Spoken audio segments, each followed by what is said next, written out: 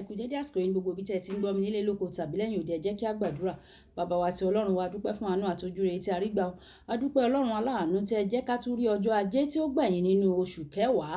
Ọ̀pọ̀ òjò rọ̀, ilẹ̀ fi mu, ọ̀pọ̀ omi sàn kọjá abẹ́ afárá, ṣùgbọ́n ẹ fi àánú dá wa sí.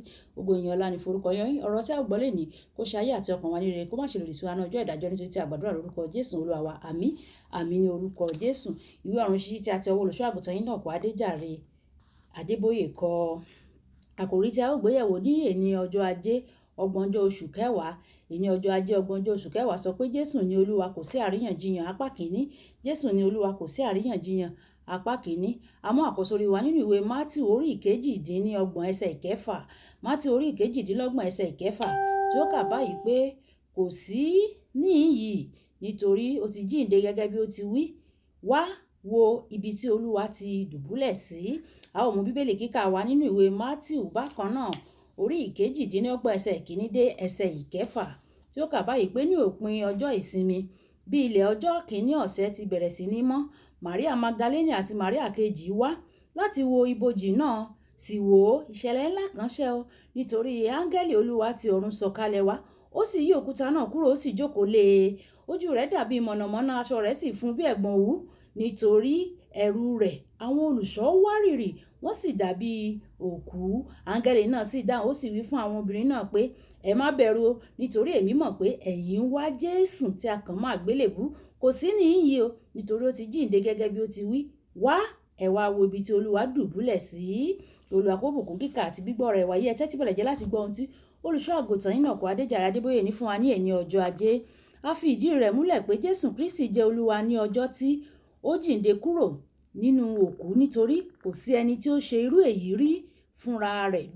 Bíbélì wípé sì kíyèsí, ohùn kan wá láti ọ̀run wá wípé èyí ni àyànfẹ́ ọmọ mi, ẹni tí inú mi dùn sí gidigidi. Ìwé Mátíù orí ìkẹta ẹsẹ̀ ìkẹtàdínlógún.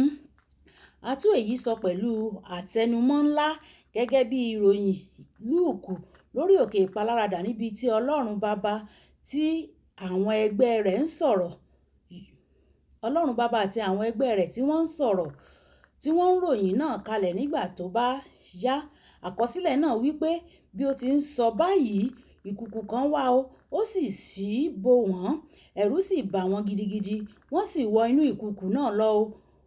Ohùn kan sì ti inú ìkùùkuu náà wá, ó ní èyí ni àyànfẹ́ ọmọ mi, ẹ máa gbọ́ tirẹ̀.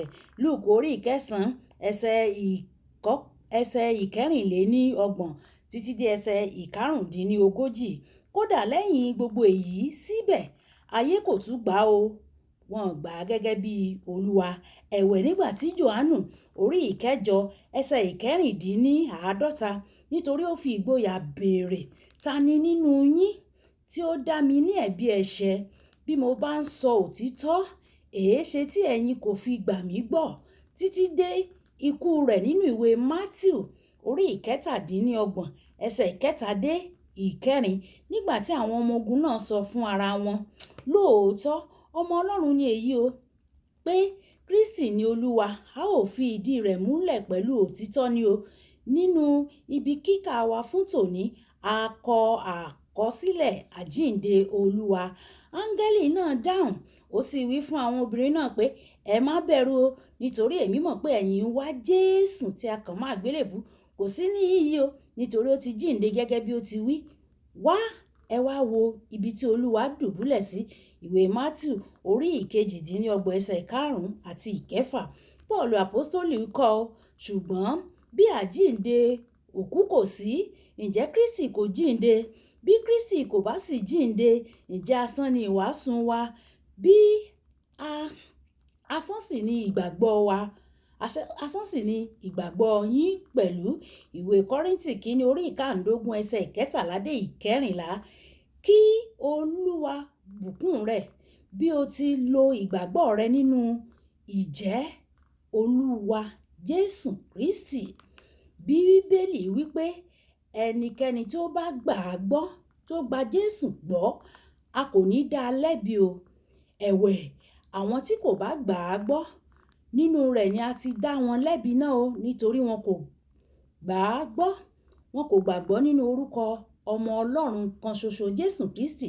Ìwé Jòhánù orí ìkẹta ẹsẹ̀ ìkejìdínlógún. Ẹgbẹ́ wo ni ìwọ wà o? Ṣé àwọn tó gbà á gbọ́ ni àbí àwọn tí kò gbà á gbọ́? Kókó àdúrà: Bàbá, mo gbàgbọ́ pé Jésù ni Olúwa o. Jọ̀wọ́ jẹ́ kí ìjẹ́ Olúwa rẹ̀ dájú nínú ayé mi. Bàbá, jọ̀wọ́ jẹ́ kí ìjẹ́ Olúwa rẹ kí ó dájú nínú ayé mi. Kì í dùn kó pọ̀, ṣókí lọ́bẹ̀ oge. Olúwa, jẹ́ kí ìjẹ́ Olúwa rẹ kó dájú nínú ayé gbogbo wa o. Nígbà tí a máa pàdé lọ́la, Olúwabùkọ́lá Ayako ni orúkọ mi o. Ó dàbọ̀.